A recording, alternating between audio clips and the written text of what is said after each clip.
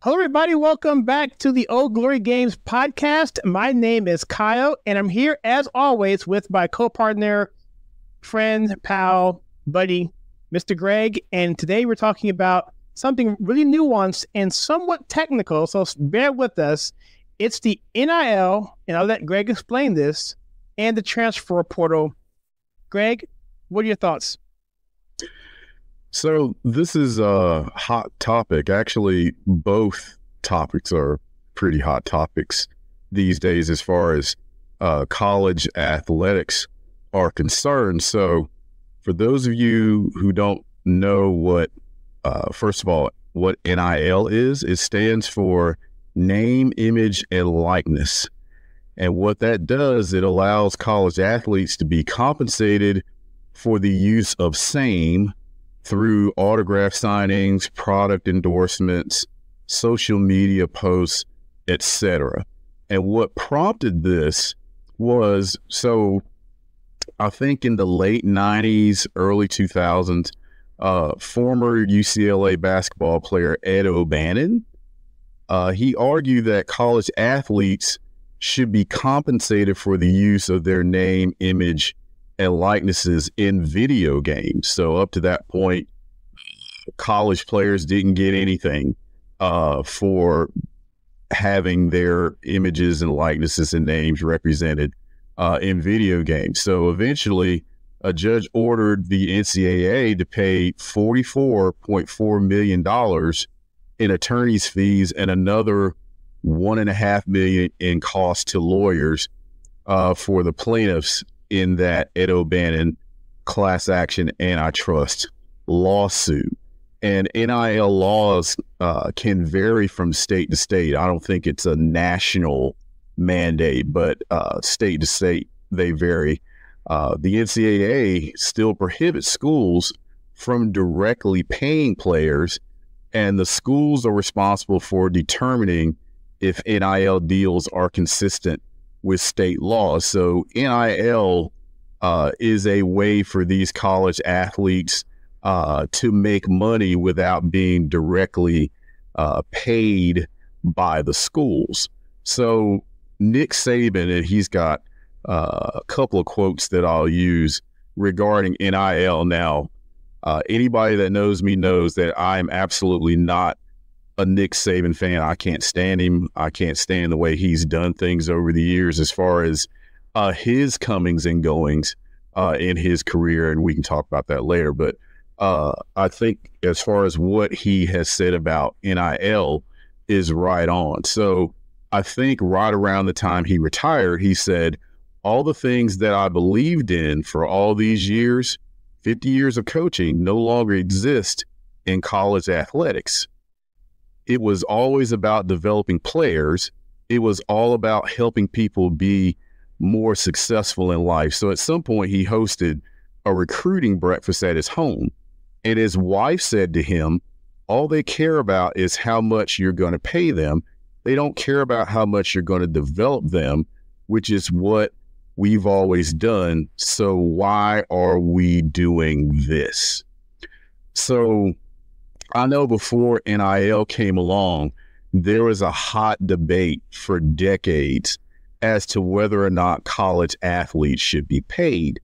Now, on the one side, you've got folks that say, well, they are getting paid. They get a full ride to a major college or university, and basically they don't have to pay for anything, and that would cost your average person a decent amount of money. So they're getting paid that way. Why should they get paid on top of that? People on the other side may say, well, that's not enough. Some of these kids, a lot of these kids come from lower income backgrounds. Their parents can't afford to send them money while they're in school. So while they're out there on Saturdays making their respective schools millions of dollars, they don't have enough money to take their girlfriends to the movies. And I'm sure you've heard that argument as well. So there was a lot of back and forth for years as to, okay, how do we address this? And NIL was the way they decided to address it. So again, this is a pretty hot topic, especially with what's going on in today's college athletics. I have mixed feelings about it. I'm not against athletes necessarily getting something to sustain them while they represent their schools. Maybe something a little bit more than a stipend, so they have, pocket money or whatever. But as far as them being able to potentially go out and make a pretty decent amount of money doing commercials or whatever it is, to me, that kind of blurs the lines between them being amateurs and being professionals. So I've kind of given an overview of what it is and what I think as far as how it's, impacting college sports, and maybe a little bit of the moral aspect to it as to, whether these kids should be paid, are they still truly amateurs, or basically are they, more or less paid representatives of the school. So now that we've touched upon those sorts of things, Kyle, what are your thoughts about what NIL is doing and what it can potentially do as far as today's college athletic scene is concerned? That's a loaded question. I may do a lot more talking on this one than even you may be. I love listening to you articulate whatever you talk about, but here I'm kind of really passionately tied into this because I follow the Miami Hurricanes, and from 2002, when we got Richard Wright, I believe he's a quarterback at the time, #1 recruiting class in the country that year. They just come off a championship season, and so we were supposed to, do our thing. However, there's a big thing with different players, and there was a culture changing in the University of Miami where people were expecting to get paid. And so I don't want to get people upset here, but let's just be clear here. Prior to NIL, people were actually cheating way before this. Yes. So now I think what's happening is that, yes, exactly. There's a level of transparency that's been lifted. So now a lot of that stuff is gone. As a Miami Hurricanes fan also, we were investigated at times when we thought, as fans, of course, we think, we're whatever. We're getting targeted where other schools weren't necessarily getting targeted, like, let's say, North Carolina University or other schools, whatever, weren't getting targeted. And Miami is just an easy target because it's the Miami, it's the Canes and so forth. And so there's corruption with the NCAA with policing schools for this sort of thing. And also, when they were losing some court battles, they basically sat back and waited for the schools to report on their own. On the screen right here, I have a guy named Bob Wade. He was the coach of the Maryland Terrapins, another team of mine that I follow. After the Lefty Driesell, who was the coach prior to him, left. And Driesell left mainly because of the scandal with Len Bias, who was a player who actually passed away. He was drafted first. Well, was he drafted first round with Boston? Was he first round overall pick with Boston? He was their first round pick. Yes. Yeah, and so he died of an overdose. And so what ended up happening was Bob Wade came in there to kind of in a terrible time for University of Maryland, and so he's on the screen for this reason. He was let go because and this isn't the main reason, but it started an investigation. He gave a student a ride across campus, Greg. And so that was a violation with the NCAA. So now I'm going to address your particular question here, because he was investigated and then he had to end up resigning for that position. A really horrible thing, because back then I was like, wow, we got a black head coach. Back then, this is like this is way back this is the 80s, really. And so back then, blackness and whatever wasn't like it was now, where it's like, you got to be black now. It's just a pride thing. It's like when Doug Williams did it, it was like, okay, big deal, whatever, it's good, but it wasn't like over the top kind of thing. So we were prideful that he was able to do it, but when he was able to, when he had to resign, it was just a nightmare. So getting back to your question, Greg, about the NIL and about the fact that the distinction is that prior to the NIL is that the NCAA took the position that these kids are amateurs, kind of going back to the Bobby Jones, who's a golfer who never went pro. I think it's Bobby Jones. Anyway, but he was amateur. He never got paid for any of his PGA events. And so the position was these players don't get paid. They are amateurs. And so now the line has been crossed now that they are no longer amateurs. And you mentioned this a minute ago, and that's really the question here. If they're amateurs, then should they be paid at all? If they're not amateurs, then we're into another realm. Now, getting specifically to your question, I think what we're seeing now in conjunction with what we call the transfer portal, and I'll go ahead and tell you what the transfer portal is. Prior to this whole thing about kids being able to jump schools from one school to another. So let's say I get recruited by the University of Miami and I play a year. Let's say I don't get the playing time that I want or something. It could be anything. I want to transfer to another school. Let's say I want to go to Duke, okay?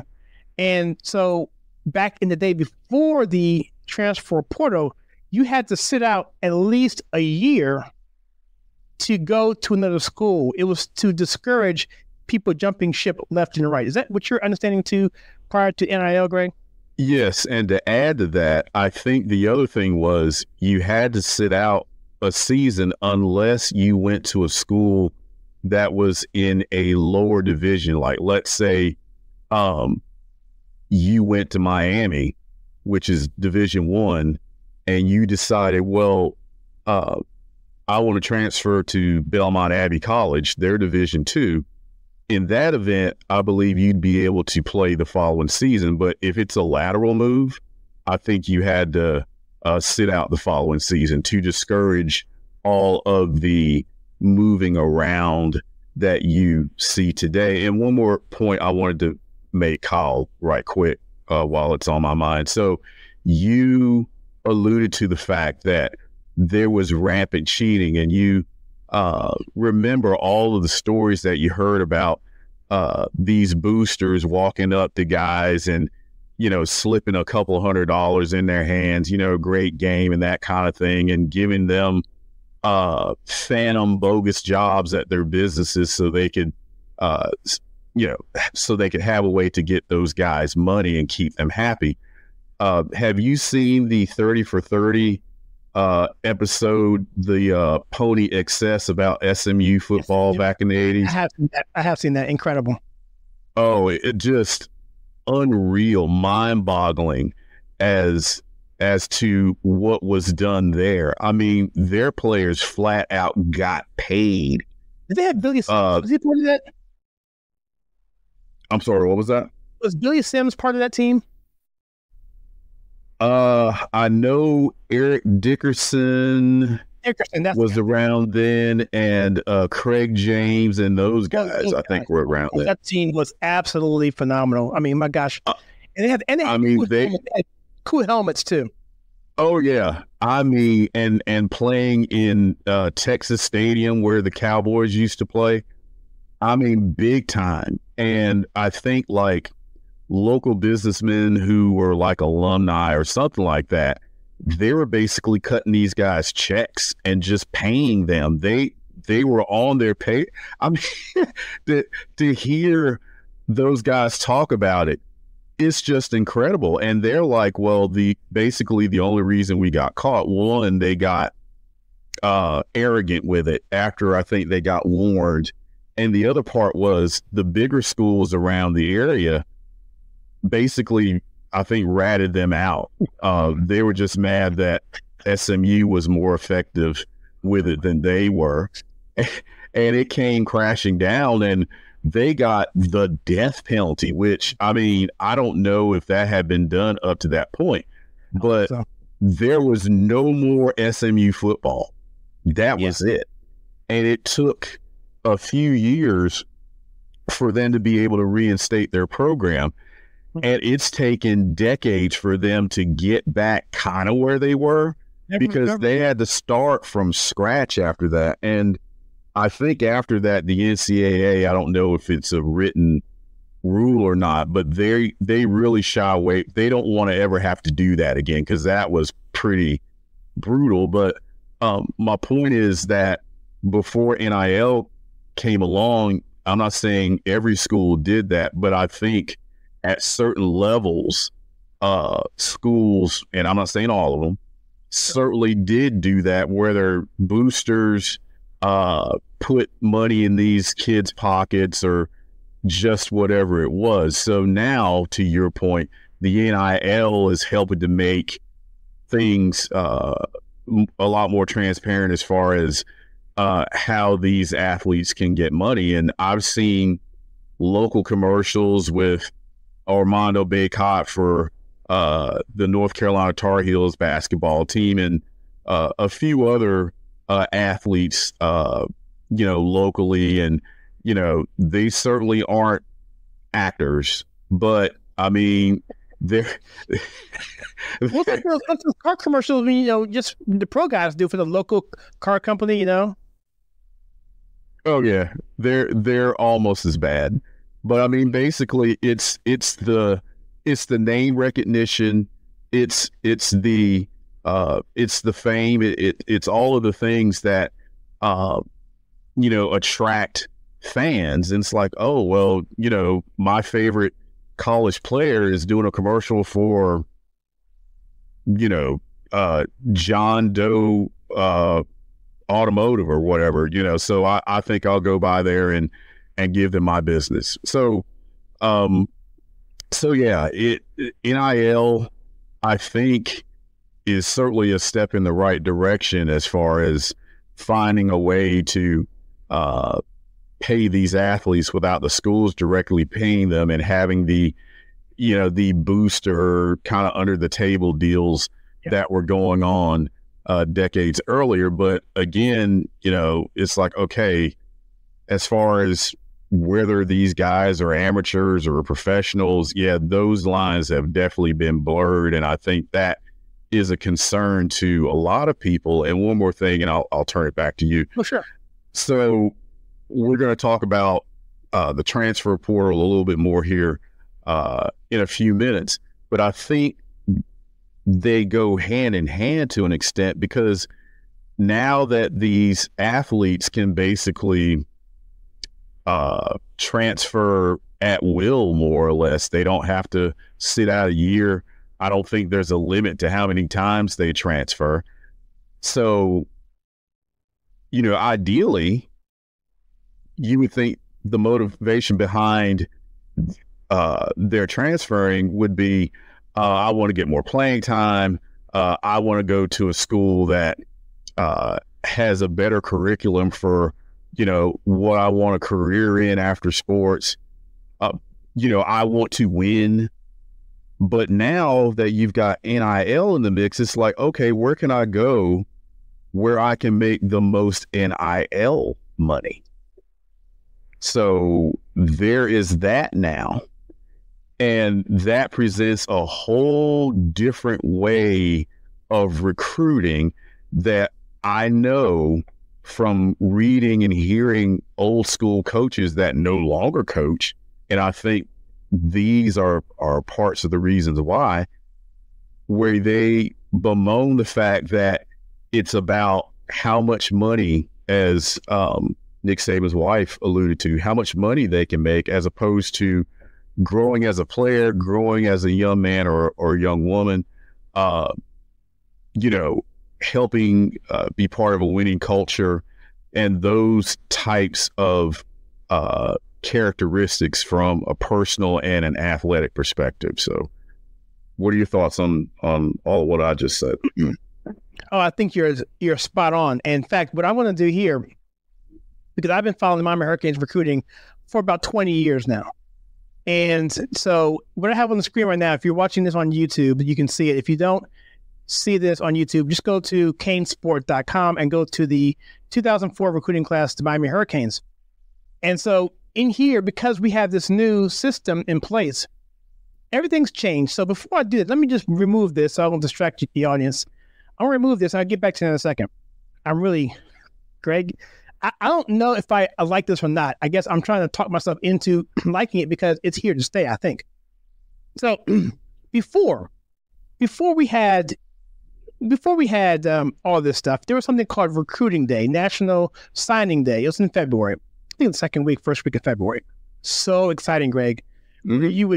You follow these kids sometimes you follow them from junior year. Let's say it's 2024. You've been watching these kids since 2022, and you're watching some films. And back then, YouTube wasn't really around, but you did see some highlight reel clips that the dad had put together of them doing whatever. Look at the clips from Noel Devine. If you know who this guy is, he is a legend in terms of just do yourself a favor.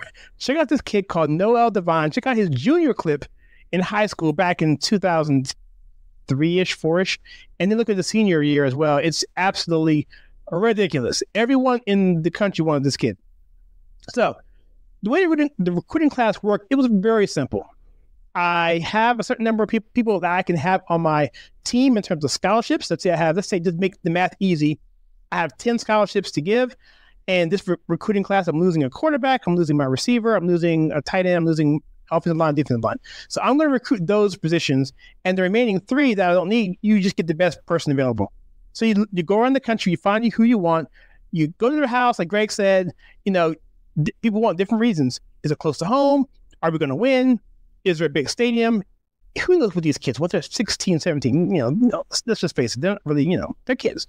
So, So you go to these schools and you have a certain number of visits that you can go. If you're a coach, you can go one time. If you're assistant coach, you can go a couple times.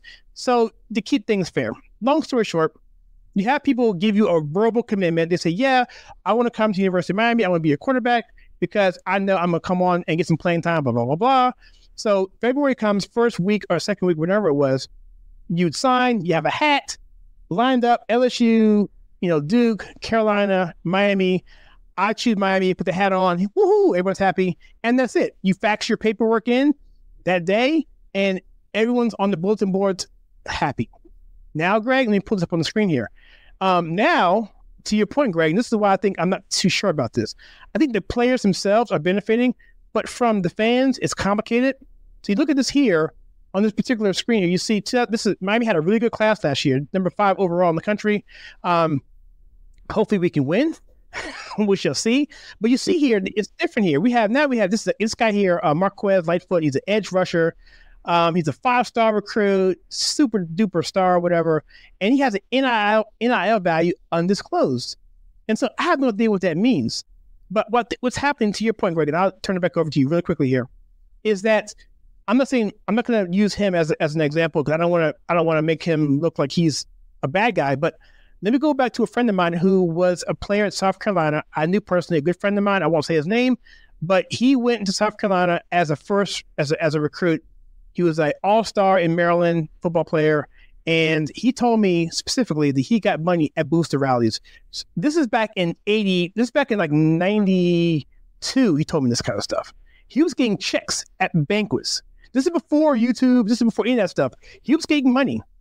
And so here's the thing. So let's say, I'm not going to say Marquez. Let's say this guy, John Doe, comes in and says, hey, this guy's a 5-star blue chipper. He is, he has all of this, street cred, whatever. He is number 1 on ESPN, on Rivals, 247 Sports. He is the bomb. Okay.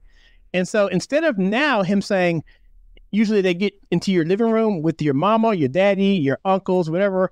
And the coach, if they're a good coach, say, look, I want to make sure, ma'am, Miss Doe, Mr. Doe, I want to make sure that your son knows that we're going to get him in when he can. He's going to compete for the position, and he is going to get a degree. That was what you would do. That's the script. Even if they were lying or not, that's the script. Now, John Doe comes in there with all of the leverage, saying, you know what? Well, I got an offer from Duke. I got an offer from Carolina. I got an offer from LSU. And they're offering, this, and this. So can you match that? See, before Miami became Miami because people wanted to go there to a small private school in South Florida because they were going to work hard, compete, and they were going to win championships because they had a work ethic to win, to compete at that level. Even though they couldn't compete against, let's say, a Clemson in the facilities, you still go to a Miami because of these reasons. Now it's all about money, and that's what scares me. And last thing I'll say before I turn it over to you, Greg, is, and maybe it's the same way it was before, but the top schools with the top money and everything else, they're going to be the ones really helping themselves at this. And then maybe we'll see the rich get richer, maybe. And I lied to you, Greg. One more thing. You did mention about different states and how different states had regulations, because the NCAA is kind of like the default position in terms of there's like 20-something states that have NIL rules. And so the state is the first to kind of make those rules for whatever players they do, what you can't do, what you can do. If you have a team that's a Nike team that's sponsored by Nike and you're an Adidas sponsor, there's certain rules there, and it varies from state to state. Super duper complicated. However, if there's no state involvement or legislation for the state, then the NCAA is the fallback position. And my last point here, Greg, I'll turn it over to you right now, is that some schools like Minnesota are making it so that their schools in Minnesota are going to benefit versus in Ohio or Michigan because they have control. You see what I'm saying? And so now states are trying to use that leverage to say, hey, this is this, and because they want to get more players to come to the state. And so there's two things here, Greg. One, we think about the last thing I said about states, and we think about the piggybacking on what you just said about how the rich potentially could be richer because of how it's about money now and the kids getting the bottom line versus the actual competitive nature of getting a good product on the field and getting your students graduated. Yeah, so you made some real good points there as far as the state issue and schools in that state and the rich potentially getting richer. So as you probably heard, John Calipari recently left Kentucky to go to Arkansas. And some people may scratch their head and think, why would he do that? Well, I heard a different perspective about why he left. Well, I think the main reason why he left was he and his teams were coming up very short in the NCAA tournament because Calipari is a one and done guy. That's what he based his recruiting on, and he rode and died with a bunch of freshman kids. Now, initially, that worked pretty well. He got a national championship out of it, but here lately, especially now with the way the transfer portal is and how schools are able to get older, more mature players to come on board and play for them. So now these 18-year-old freshman kids are playing a bunch of 21, 22, 23-year-old grown men that aren't intimidated by them. That model doesn't work anymore. So I think he left before, and I don't know if Kentucky would have fired him, but they may have compelled him to find somewhere else to work. The other thing is, so Arkansas is the home state for Walmart, okay? So now, as we talk about NIL and NIL opportunities, I mean, you going, man? Yeah, and he already said that he needed to probably change his recruiting model. So if you go someplace where it's the home state for Walmart, and you've already made a name for yourself in coaching like John Calipari, you're going to have quite a few blue chip prospects wanting to come to play for Arkansas. And not only that, as he gets more involved with the transfer portal, attracting very highly sought after upperclassmen from the transfer portal to potentially recruit them to come to Arkansas instead of someplace else. So I think there are many layers to this But at the end of the day, if you've already got a blue blood type program, whether it be basketball or football, and they happen to be in a state where the ability to make money via NIL is a lot easier and more lucrative way of doing things, you are going to have a definite leg up when it comes to competing with other schools for the services of transfers and rising freshmen. So I think another aspect, and we can probably smoothly segue into talking a little bit more about the transfer portal, because like I said, they really go hand in hand. So and I'll say this one last thing about NIL. Like I said, I have mixed feelings about it. I'm not crazy about it, but I guess the alternative can certainly be worse. I'm hoping that something better and something more along the lines of maintaining some sort of integrity as far as amateur status is concerned. But like you said, I think the horse is already out of the barn with the NIL, and I think it's here to stay.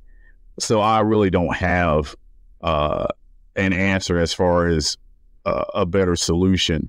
In a perfect world, these kids would be more about getting a degree, getting a good education, and sticking to their commitment with one school, but that's not how it is. And again, major college sports, especially basketball and football, it's a business and it's about making money. But as far as the transfer portal is concerned, it will force programs to rethink how they recruit. They're already doing it. The announcement of players going into the portal is about like free agency in the NBA and in the NFL. The type of anticipation is about the same. And I think the one upside to the transfer portal, and I'm not really wild about that either. I get it that, kids may want to go someplace where they want to play more. I understand that. But if you're purely wanting to go someplace else just because you want to chase NIL money, I do have a problem with that. But, I'm sure kids are already doing that, and they're thinking about, what can I get out of this? But if you think about it, the transfer portal is kind of like one and done for upperclassmen, because, before, when you had one and done, you could go to a school like Kentucky that catered to that one and done environment. But now that you've got the transfer portal, you've got older players, more mature players, more experienced players that can say, hey, I'm putting my name into the portal database and I'm going someplace else. Now you're being recruited and wooed just like you were, and maybe even more than you were when you came out of high school. And you can have your pick of, maybe even more prestigious schools than you came from, because now you're seeing a lot of mid-major players whose names may get lost in the shuffle if they had started with a blue blood school. Now you're seeing them getting heavily recruited by those same blue blood schools to get their services. So the transfer portal is kind of like one and done was a few years ago. These athletes are moving around so they can put themselves in a better position to have visibility to go to the pros, get more NIL money, whatever the case may be. And, one and done, that's kind of the way it was for players that are like, I want to go someplace that fosters that kind of environment so I can get visibility to go on to the NBA or whatever the case may be. So, again, and I'll make this one last point, and I'll turn it back over to you as far as the transfer portal. I feel like that the transfer portal is lessening the importance and the priority around getting a degree. And I know even before this came along, there wasn't as much priority put on that than I'd like to see. But let's face it, a lot of these kids, not all of them, they're going to college as a way and a means to get to the pros. They're not thinking about getting a degree or what they're majoring in. They're majoring in basketball. They're majoring in football. Getting a degree and going to class is not priority for them. I wish it were different, but unfortunately that's where we are. So, but I think the transfer portal even lessens the priority on that and the importance. And I think that's a shame. And I do also think that it lessens the importance of keeping your commitments. You know, you committed to go to this school and play for them. What does that mean if you're just going to jump up and go someplace else? Now, I feel like the rule should be this. I think these college athletes should get one transfer for free. Whatever reason you want to leave and go someplace else, okay, you can go someplace else without having to sit out a year or anything else like that. But after that, unless it's some sort of hardship situation, like let's say you've got a player that is playing at a university that's like a couple thousand miles away from home, and they have a loved one that's got a health issue and they're not doing well health-wise, and they need to be closer to home to take care of them or to help take care of them. So they need to transfer to a school closer to home so they can help out at home. If it's a situation like that, then by all means, they should be able to transfer and do that. But to me, allowing these kids to just be able to transfer as much as they want, I just think it just changes the feel of what I think college sports should be. And I know, I sound like an old head when I say that, but I can't help it. I think there's more to college athletics, or should be more to it, than how much money you can make. I think there should be something to, building character, building work ethic, being able to work as a team, learning life lessons that you'll carry on when you stop playing that particular sport and get out in the real world to pursue your career or whatever it is. So that's my concern with the transfer portal. I would not allow kids to be able to just move around at will unless they have some sort of hardship situation. And another thing that comes to mind, and this is an argument that you often hear when people argue for these kids being able to transfer as much as they want. Well, coaches get to move around as much as they want. Why can't the players? Well, that's different. Coaches, a lot of times in their contracts, have written in their contracts, if they go someplace else before their contract is up, then they have to pay the school they're leaving. And typically it's not the coach pulling it out of his pocket or her pocket. It's the school they're going to that pays and compensates that school for that coach breaking their contract and leaving early. So yes, coaches get to move around, but there's a penalty for them doing that. So it's not apples to apples with the athletes, because it's like, well, what kind of penalty are you going to have them pay? Technically, they did fulfill their commitment by playing that particular year. scholarships are a year-to-year thing. So what would you have those kids to do?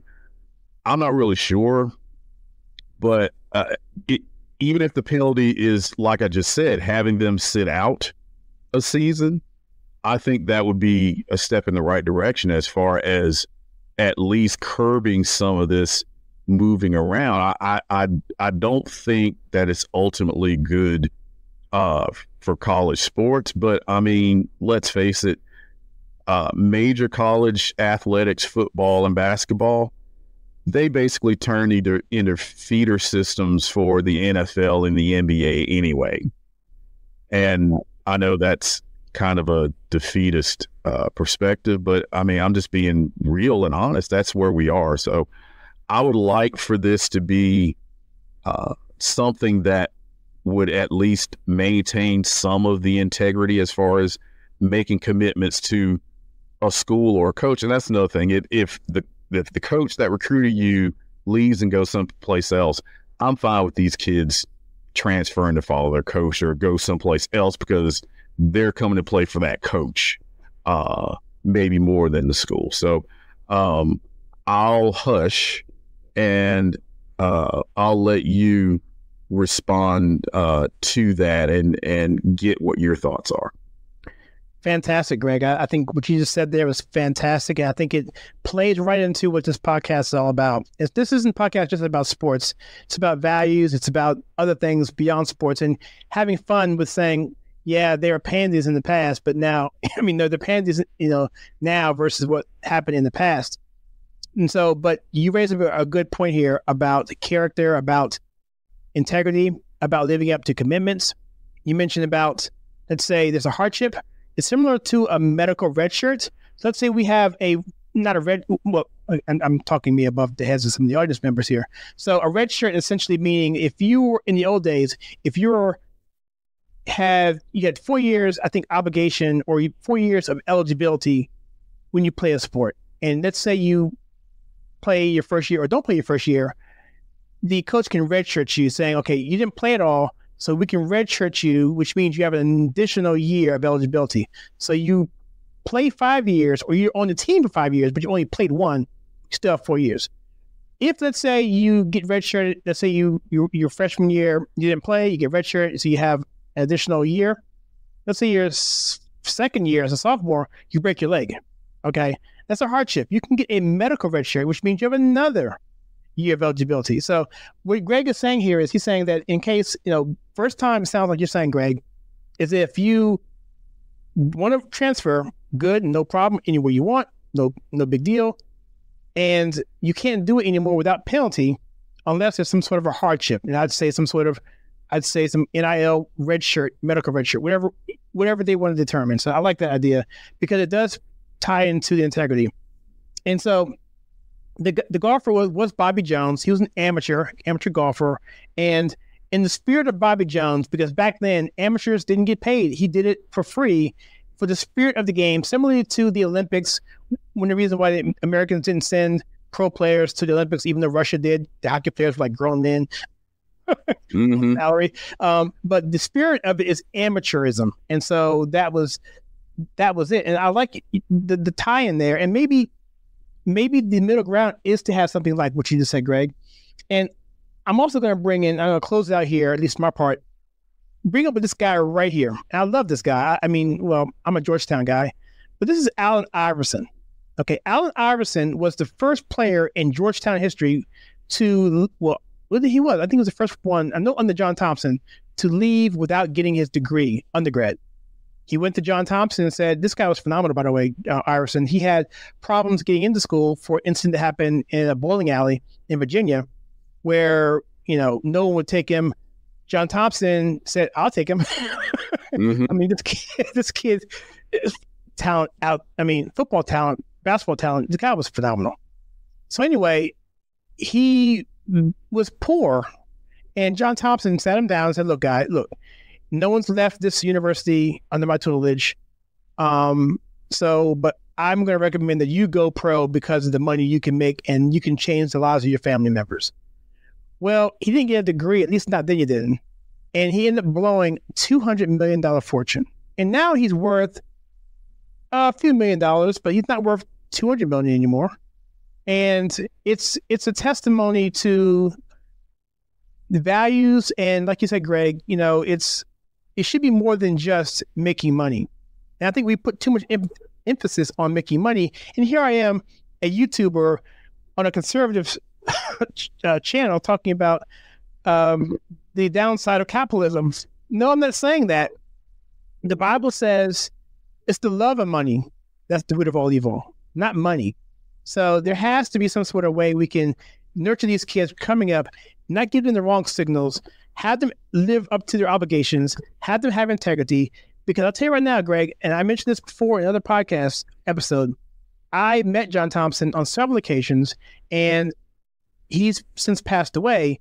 But as a 13, 14-year-old kid in Washington, D.C. at Madonna Arena, watching those kids play and watching, this is like in 84, we're talking about 85, and watching, a future national championship team. In fact, they went 3 years out of 4, I believe. They lost to North Carolina, they lost to Villanova, and they won against Houston. So this was a really, really good team. But to see them get there, I saw Patrick Ewing as a freshman out of college playing in a scrimmage. And I'm telling you, Greg, the work ethic and the integrity that these guys impose on these kids, it affected me. You couldn't leave the gym without a tie on. You had to say, yes, sir, no, ma'am. Everywhere you went, you had to have your grades a certain way. John Thompson, he had a tight ship. And I showed you Nolan Richardson as well, another coach for Arkansas, which you brought up Arkansas. I thought I'd bring that up real quickly. I brought him up on the screen quickly.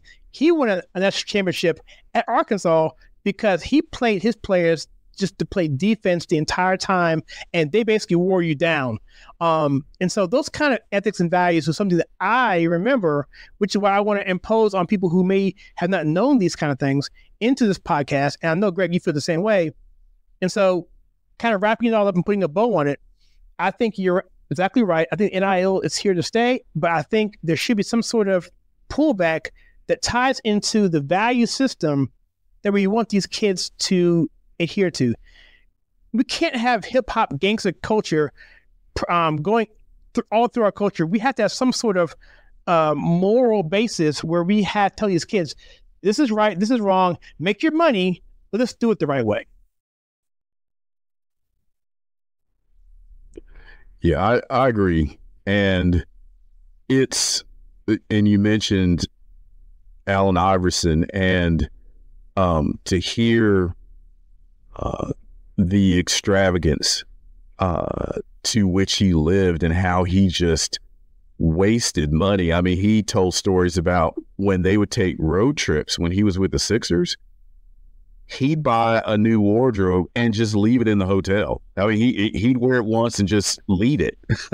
Who does that? I mean, so his is a cautionary tale, and it kind of ties into what we've been talking about and the risk as far as if you're just in it for the money and you're not in it for the other redeeming things that sports are all about. And I'm not saying everybody's going to turn into Allen Iverson. That's not what I'm saying. But what I'm saying is there's more to sports than how much money you can make, because the majority of these kids will never play pro sports anyway. They have to prepare for life after college sports. And how do you do that? You get your degree, you get your education. And NIL and the transfer portal doesn't really lend to that idea very well, at least not in my mind.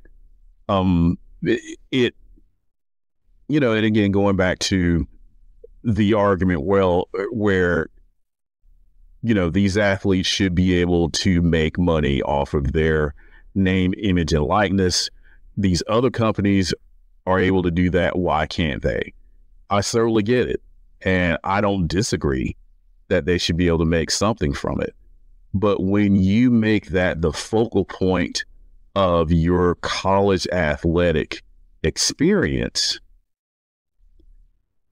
wouldn't that make you a little hollow as far as what it could have been if you're purely in it for that? Because, I know you and I went to college a long, long time ago, but the college, and I won't say how long ago, but I would dare say our college experience was such to where it was a unique experience, a gratifying experience, something that if we had it to do all over again, we'd do it all over again. I mean, just the whole of it. The lifetime friends you made, the lessons you learned, the importance of responsibility and hard work and determination, and part of that got us to where we are today, that and certainly the grace of God. But I think if you just boil down a college athletic experience to how much money you can make in college, I mean, you're really leaving a lot of things out that will be important to you, not just now, but later on in life when you can't play sports anymore. Because, what other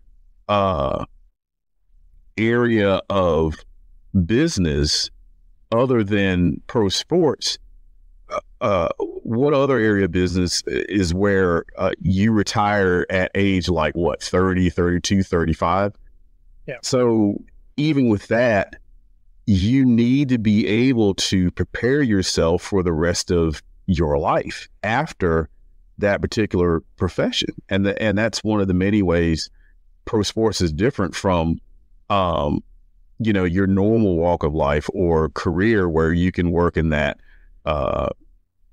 area until you're 65, 70 or whatever it is. So I think it's even more critical now than it's probably ever been for these kids to be able to experience everything good about college life and college experience and learn the life lessons that, you'll cherish and need for the rest of your lives. But again, I think just having a laser focus on, I want to go where I can make the most money and go someplace where I have a better chance of going pro, the end, I think you're cheating yourself a little bit when that is your main area of focus. So that's what I have to say about all of that. And I'll turn it back to you for anything else you may have on it. No, I think you said a lot there, and all of it was good. I was just going to mention one quick thing before we close this out, just about Deion Sanders, what he's trying to do with the transfer portal. And he's actually imposing the transfer portal because he doesn't really have, for lack of a better, option. And Deion Sanders is the coach of Colorado. He was the coach of Jackson State.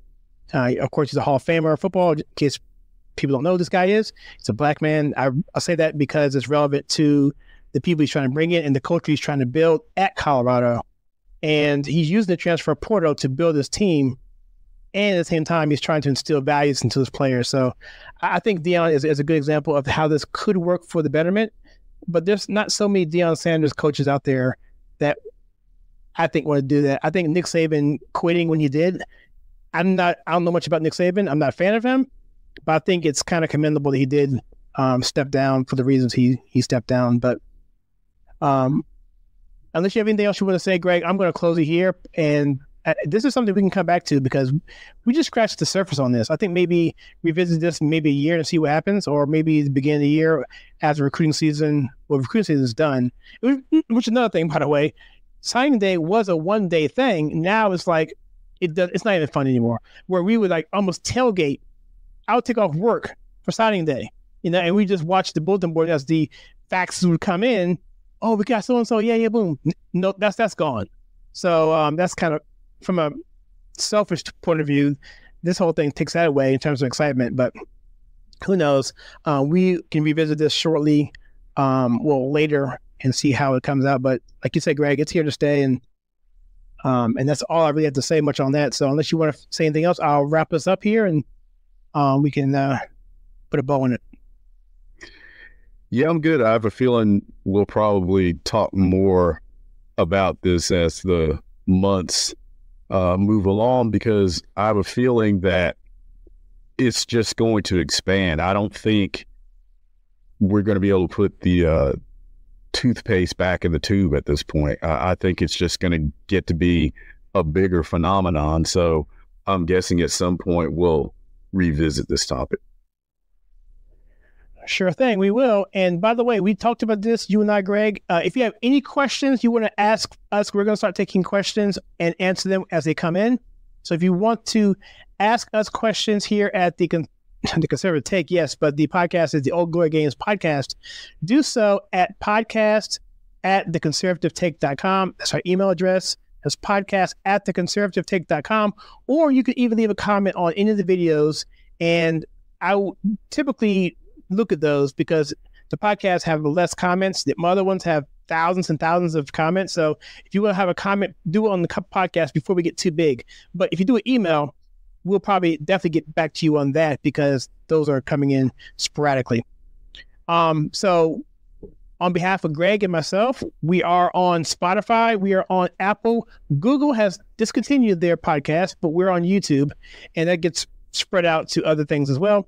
So that's where we are. And thank you for checking us out at the Old Glory Games podcast. On behalf of Greg, my name is Kyle.